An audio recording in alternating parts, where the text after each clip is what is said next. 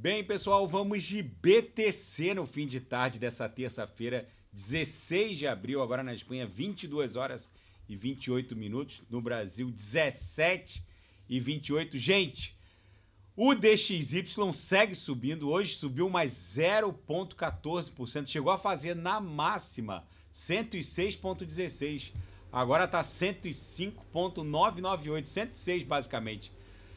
Com o DXY subindo, que o DXY mede a força do dólar norte-americano contra as principais divisas do planeta, com o DXY subindo, é impossível a BTC voltar a subir. Enquanto o DXY estiver subindo, não há possibilidade da BTC promover um pump espasmódico e romper aquela acumulação que ela está desenhando, tanto no 6 horas, quanto no 4 horas, quanto no diário. Vamos pular para os 6 horas. O DXY chegou a fazer 106,16.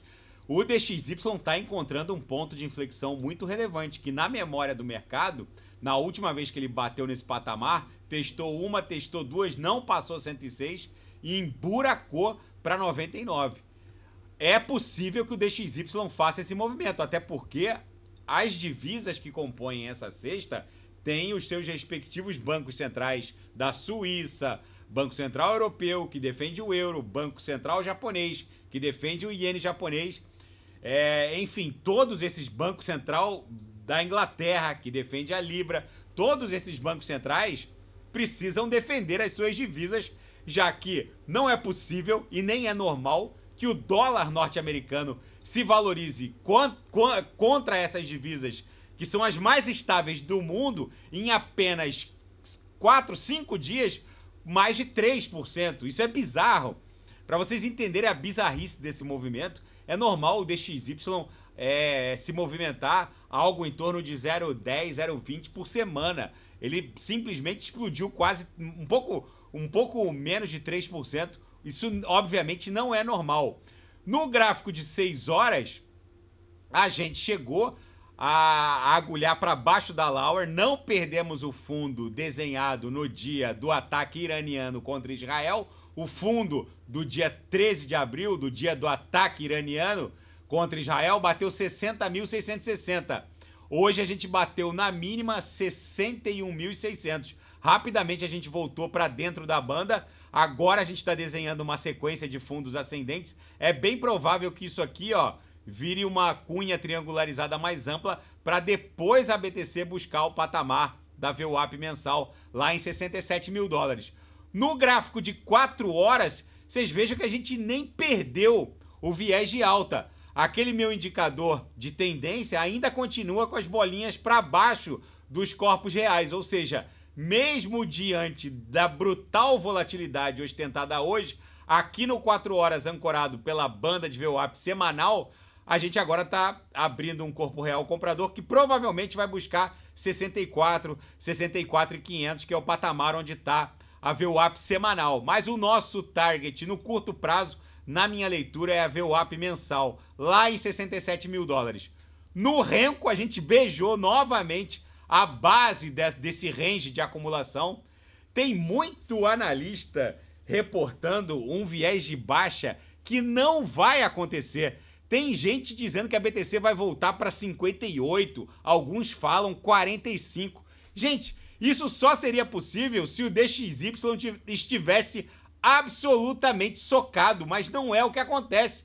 Pelo contrário, o DXY vem subindo basicamente desde o começo, desde o final de fevereiro, começo de março. O DXY já se valorizou, ou seja, o dólar já se valorizou contra as divisas mais poderosas do planeta, libras, euros, ienes japoneses, dólares canadenses, já se valorizou nada mais do que 5%. Não é possível, nem plausível, que o DXY siga se valorizando dessa maneira. É muito provável que isso aqui comece a tombar e vai tombar feio, e aí a BTC explode na nossa tão esperada onda 5, que vai fazer ela se livrar desse range e iniciar uma pernada para 100 mil dólares. Uma das forças motoras da expansão do market cap da BTC é a deterioração da situação fiscal norte-americana, que está se agravando absurdamente. Há uma crise no mercado obrigacionista norte-americano. E esse movimento do DXY, quando começar a recuar, é muitíssimo provável que leve a BTC para 100 mil dólares facilmente, apesar dos criptocéticos, apesar dos céticos em relação a esse movimento da BTC. E na seara fática, novas baleias de BTC agora controlam 9% do fornecimento total de BTC, do Circulation Supply da BTC. E essa CryptoQuant, essa empresa de pesquisa on-chain, está revelando ela está dando conta de uma acumulação muito ativa na blockchain da BTC em relação a carteiras consideradas de capital médio, middle cap. Não são aquelas carteiras que possuem mais de 1000 BTCs, mas são aquelas carteiras que ficam entre 100 BTCs e 1000 BTCs. Em outras palavras, enquanto os mãos de alface vão se desesperando com pseudos analistas que propagam um ambiente apocalíptico e propagam pânico, as grandes baleias da cadeia BTC, da blockchain, ou seja, os grandes public addresses, seguem acumulando cada vez mais Bitcoin. E foi revelada aqui a lista, aqui na Bain Crypto, dos 10 indivíduos mais ricos da criptografia. Vitalik Buterin, o mais icônico fundador da rede ETH, Justin Sun, o fundador da Tron, Rain Lomus, fundador do banco LHV da Estônia. Esse aqui, teve uma reportagem dando conta de que ele teria perdido as private keys de uma parte do seu patrimônio cripto e não teria mais acesso a 774 milhões de dólares. Esses ativos estariam inacessíveis por falta da private key, mas ele eventualmente pode encontrá-las. Enfim, Stefan Thomas, o ex-CTO da Ripple, Diogo Mônica, fundador de uma startup, Conor Grogan, executivo sênior, esse é da Coinbase, ele teria algo entre 912 e 930 mil ETHs, o que daria quase 3 bi de dólares, enfim. Agora a Forbes vai ter que lidar com os bilionários do mundo TradeFi e os bilionários da criptografia. E o acordo de 4,3 bilhões de dólares firmado entre a Binance, o CZ, né, o fundador da Binance e dono da Binance, e o Departamento de Justiça norte-americano, está sob um novo escrutínio, está sendo agora investigado, já que foram comprovados laços entre a falida FTX e a Binance. Eu lembro, até reportei aqui no canal na época, a Binance, assim que a FTX começou a ter problemas, a Binance despejou a participação que ela tinha no token FTT, o token nativo da FTX. Isso até gerou um zum no mundo cripto, porque a Binance tinha, ou na época, né, tinha relação muito próxima com a Alameda Research, que era o braço de investimentos da FTX, da falida FTX, e eles acabaram despejando os tokens FTTs antes daquele mega dump. Aí ficou aquele zum. Será que eles sabiam de alguma coisa que o mercado não sabia? Enfim, agora toda essa confusão foi parar num estágio de reavaliação dentro do Departamento de Justiça norte-americano. E na seara geopolítica e finanças internacionais, Jerome Powell, num evento em Washington com autoridades canadenses, afirmou que as condições necessárias para o início do corte na taxa básica de juros pelo Fed vão levar mais tempo do que o inicialmente prognosticado. Por isso que o DXY acabou subindo.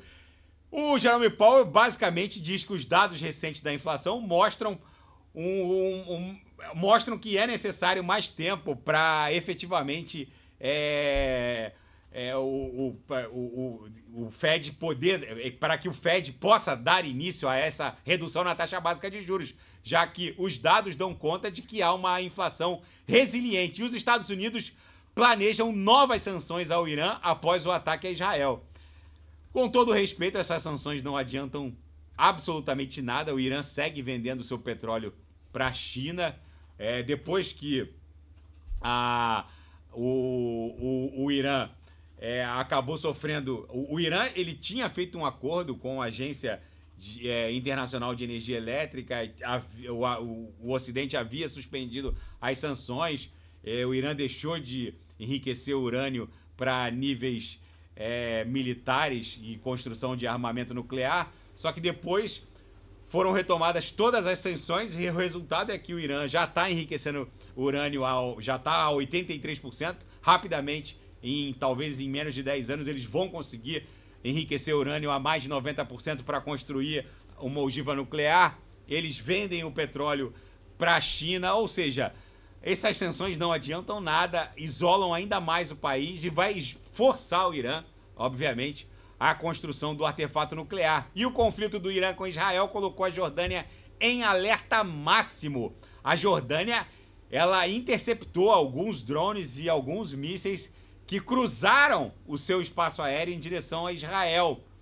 Com isso, o alerta foi acionado justamente porque o Irã havia afirmado que quem se intrometesse na sua retaliação ou no seu ataque a Israel sofreria as consequências. Então agora a Jordânia, aliada dos Estados Unidos, está em alerta máximo porque interceptou drones e mísseis lançados pelo Irã contra Israel. Gente, a BTC aqui no gráfico diário ainda está numa onda 4. Agora, diante dessa movimentação do DXY, que segue batendo novos máximos, respeitou aqui o fundo desenhado no dia do ataque iraniano contra Israel, ou seja, fundos ascendentes. É bem provável que ela desenhe topos descendentes, como parece que está acontecendo no 6 horas. Então, se isso aqui efetivamente virar uma cunha, agora a próxima parada da BTC seria 65 mil, que é o patamar da VWAP semanal. Deixa eu dar refresh aqui. É o patamar da VWAP semanal. Aqui a VWAP semanal, ela está dando conta de que o patamar está em 64, 65 mil.